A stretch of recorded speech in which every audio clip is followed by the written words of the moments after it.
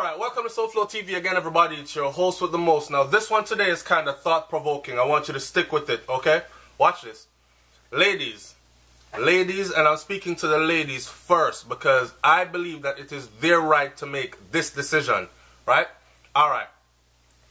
If you were raped and you became pregnant as a result of that rape, would you keep the baby?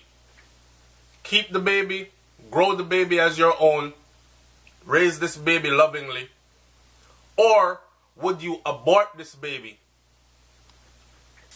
Would you be offended if someone was raped, a female was raped, and she became pregnant, and the powers that be made it illegal for her to have an abortion based on that rape?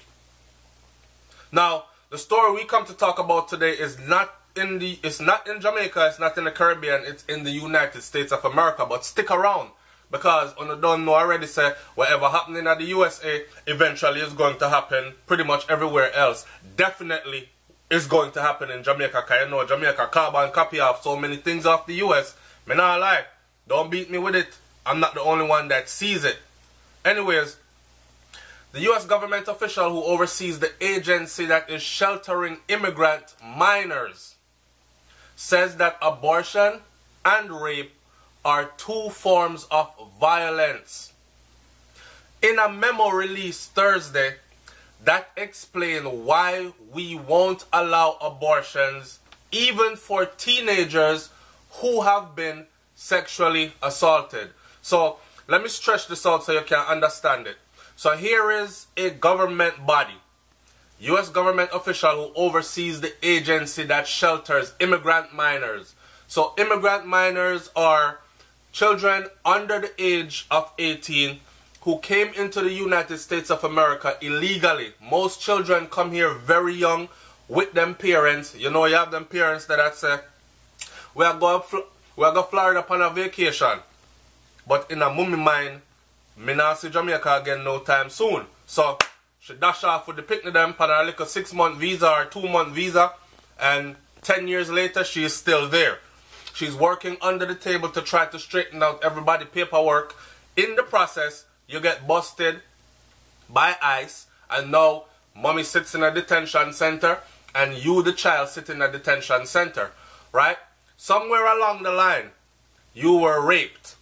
Or somewhere along the line there was some form of sexual activity and you are pregnant. Now here you are as a pregnant teen sitting in one of these detention centers. You are requesting an abortion and you're telling these people that I was sexually molested. I couldn't go anywhere and tell anyone because my status here is illegal and they threatened to have me deported. Right? So I had to deal with it the best way I know how. Here is this governing body that says, no, you're not going to have an abortion. Even though you were raped, you're going to have this baby. That's something big, right?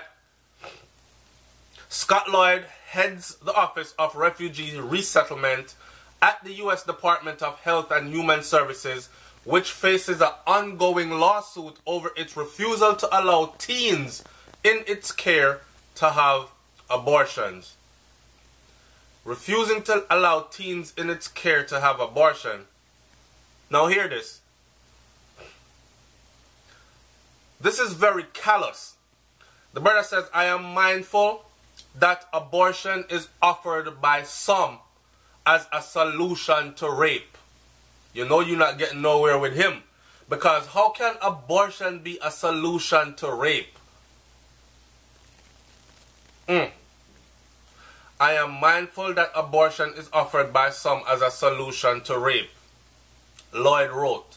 But, he added, implicit here are the dubious notions that it is possible to cure violence with further violence.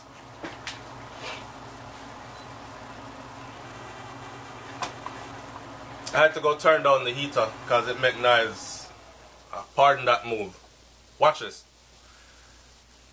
So his argument for not allowing a raped teenager who is pregnant the right to an abortion is that violence don't cure violence. That makes sense? Now, here's my thing. HHS declined to comment Thursday. That is head of Homeland Security. Declined to comment on Thursday when they were contacted that the memo represents official policy. So in other words, some people are saying that is this man who's put in charge of this institution using his own judgment and imposing his own moral beliefs and his own religious beliefs and whatever else on people, or is this government policy in place by Homeland Security, right? Oh man. Medicaid also covers, now check this out. ICE assumes the cost of any abortion if the pregnancy was caused by rape or incest of an adult female in their care.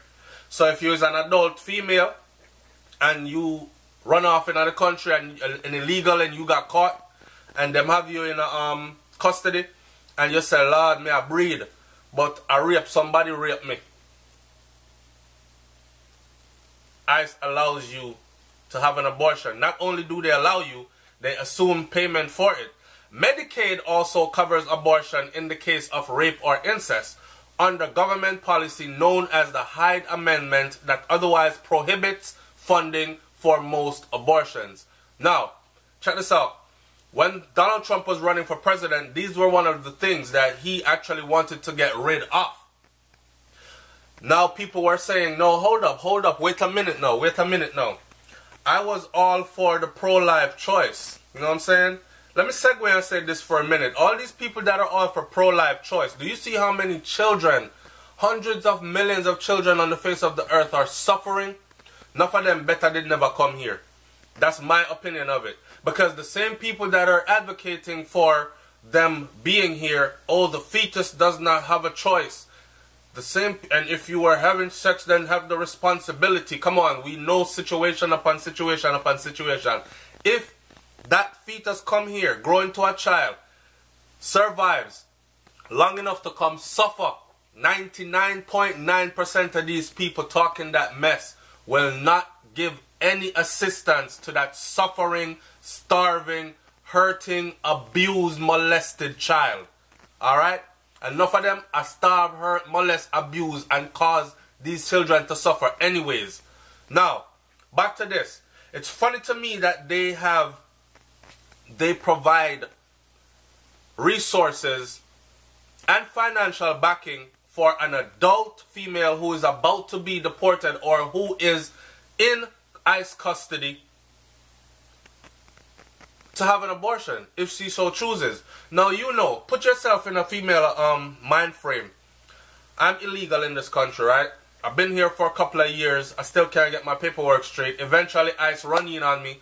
I'm now shackled and chained up, brought to one of their places. I'm held there until they can process my paperwork. Them say, yo, go home, you know. I'm pregnant. What do I do? Look, I can't go back to the situation. I'm going back home as a deportee with a big belly in front of me. Don't even know how I'm going to survive the conditions that I was running away from in the first place, but I'm going back there with a big belly in front of me. So me and a picnic, I go back there go suffer. No, check this out. I was raped. I was staying at some people's house. The husband know my status. I'm telling you how I'm putting you in the mind frame of how an adult can navigate their way around this and easily get an abortion, but they're forcing teenagers to have these children. Look, the husband knew my status, right? I was staying with my female friend and her husband. The husband knew my status. He came into the room repeatedly at nights and raped me. And him said, if me tell nobody, he might go tell, say a lie, me I tell, and we had a relationship and get me deported. So I didn't say anything. But now that I'm actually getting deported, I don't want this baby because it was a rape baby. Boom. No more. Paid for. The child is... Medicaid also covers abortion in the case of rape or incest under government policy known as Hyde Amendment that otherwise prohibits funding for most abortions. The ACLU first sued the government on behalf of a 17-year-old who was being denied abortion in one of these places, and they won the case. They went on that year to win the case for 2 more teenagers, but there are more there, and these people are forcing them to go to court and hear their case before a judge. But a woman can just say she want one, but the teenager have to go stand before a court of law. This is way deeper, and I don't have no more time for this video. This is another video that's going to have to get a part 2. Leave your comment in the comment section below. Are they trying to damage these children? Because first you're going to force this teenager to have a baby, and then she's going to have to either what? Be deported with her baby to a place that she no longer knows or has never known, or give up her baby to some foreigner, because that's what he's doing. Matter of fact, he's doing a child sale business, in my opinion, because Lloyd became the director of the Office of Refugee Settlement after working with the Knights of Columbus, a Catholic group that opposes abortion. So he has been found to have actually been talking to these girls like, let me put you in touch with a family that me not say no more. Leave your comment in the comment section below. SouFLoTV, man, I'm up out of here. Peace.